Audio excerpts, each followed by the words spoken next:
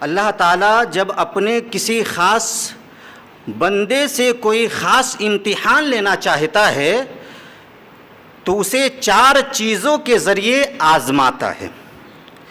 وہ 4 چیزیں یہ ہیں: جان، مال، اولاد اور وطن، ملک.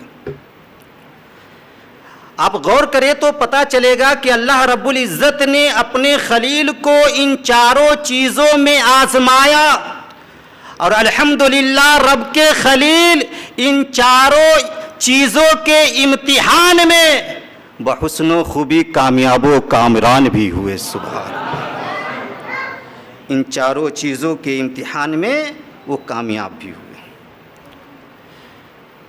رب کی رضا حاصل کرنے کے لیے اپنی جان کو نمرودیت کی جلائی ہوئی آگ میں چھلانگ لگا دی. رب کی رضا حاصل کرنے کے لیے اپنے لاڈلے کی گردن پر چھری چلا دی. رب کی رضا حاصل کرنے کے لیے اپنے مال کو راہ خدا میں قربا کر دیا، اور رب کی رضا حاصل کرنے کے لیے ہی اپنے ملک کو، اپنے وطن کو چھوڑ کر ہجرت کیا. ان 4 چیزوں کے ذریعے اللہ نے اپنے خلیل کو آزمایا. پھر لقب فرمایا وَاتَّخَذَ اللَّهُ إِبْرَاهِيمَ خَلِيلًا، کہ ابراہیم میرا خلیل ہے. سبحان اللہ، میرا دوست ہے. آپ اندازہ لگائیں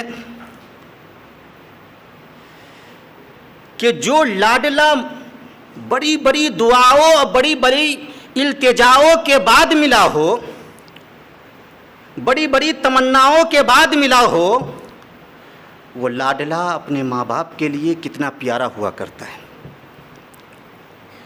رب کے خلیل کے گھر میں مدتوں بعد ایک لاڈلے کی پیدائش ہوئی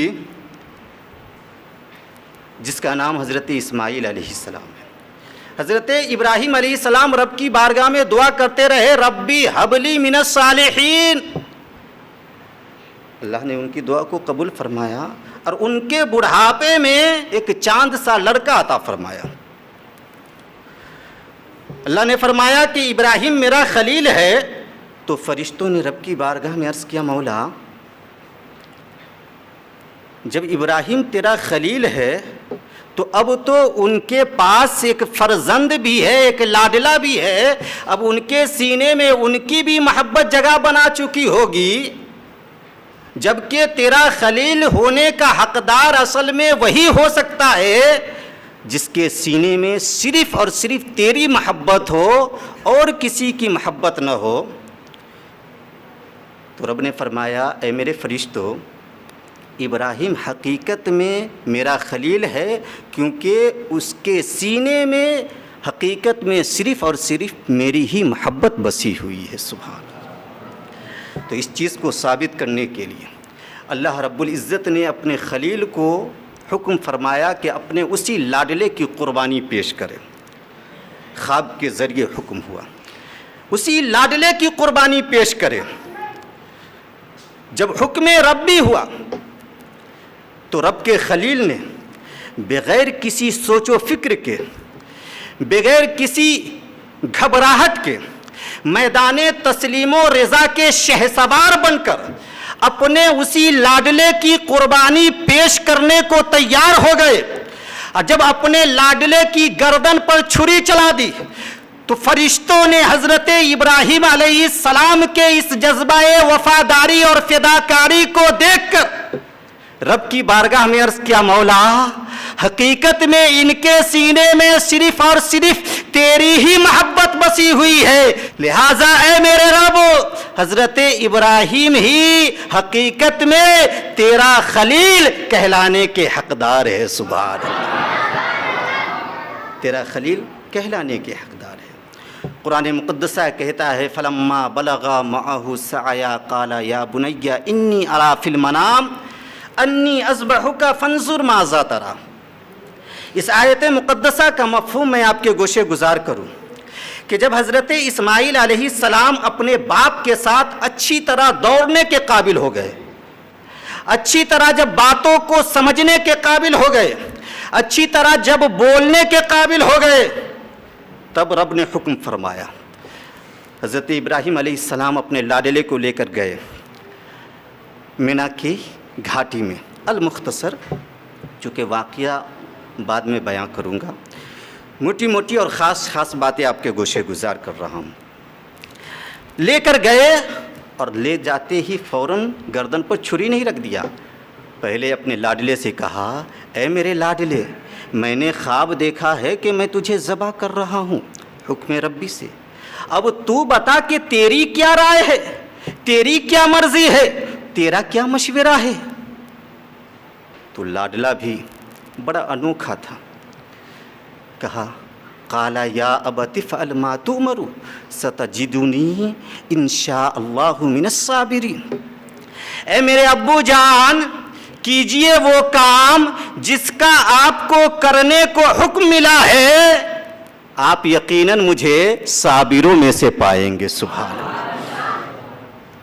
گویا حضرت اسماعیل علیہ السلام یہ کہنا چاہ رہے ہیں، میرے ابو جان، میں وہ بیٹا نہیں ہوں جو آپ کے ساتھ بحث و مباحثہ کروں، میں وہ لڑکا نہیں ہوں جو آپ کے ساتھ تکرار کروں، میں وہ بیٹا نہیں ہوں جو آپ کی باتوں سے انکار کروں، بلکہ میں وہ وفادار بیٹا ہوں جو آپ کی باتوں کو بھی مانوں گا اور حکم ربی پر میں صبر بھی کروں گا. سبحان اللہ.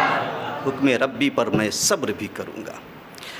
تو جب ذبح کرنے والے، ذبح ہونے والے، یہ دونوں آپس میں رضامند ہو گئے، قرآن مقدسہ کہتا ہے فلما اسلما وتلہ للجبین، تب جا کر باپ نے اپنے بیٹے کو پیشانی کے بل زمین پر لٹا دیا.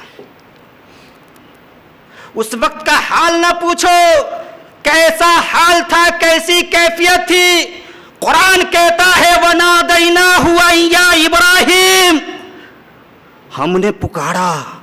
اللہ فرماتا ہے ہم نے پکارا، اے ابراہیم، قد صدقت الرؤیا انا کذالک نجزی المحسنین، کہ بے شک تو نے ایک خواب کو سچ کر دکھایا، یقیناً ہم نیکوکاروں کو ایسا ہی صلہ دیا کرتے ہیں. سبحان اللہ. اور یہ امتحان کوئی چھوٹا امتحان نہیں تھا. آج تو ہمارا جگر اتنا کمزور ہے کہ ہم جانوروں کی قربانی صحیح سے پیش کرنے کو تیار نہیں ہوتے. لاڈلے کی قربانی پیش کرنے کو کہا جاتا تو ہم کب تیار ہوتے. یہ کوئی چھوٹا موٹا امتحان نہیں تھا، بہت بڑا امتحان تھا. قرآن مقدسہ خود کہتا ہے اِنَّا هَذَا لَهُوَ الْبَلَاءُ الْمُبِينُ، کہ بے شک یہ بہت ہی بڑا امتحان تھا، بڑا ہی کھلا ہوا امتحان تھا. وَفَدَيْنَاهُ بِذِبْحٍ عَظِيمٍ، اللہ فرماتا ہے کہ ہم نے اس کے فدیے میں ایک بڑا ذبیحہ دے کر اسے بچا لیا، یعنی حضرت اسماعیل کو بچا لیا. وَتَرَكْنَا عَلَيْهِ فِي الْآخِرِينَ، اور ان کی تعریف آنے والی نسلوں میں ہم نے باقی رکھی. اللہ فرماتا ہے اے میرے خلیل، سلام علی ابراہیم، سلام ہو تجھ پر میرا. سبحان اللہ. سلام ہو تجھ پر اے ابراہیم. اللہ تعالی ہم سب کو سنت ابراہیمی پر عمل کرنے کی توفیق عطا فرمائے. وآخر دعوانا ان الحمد للہ رب العالمین. السلام علیکم.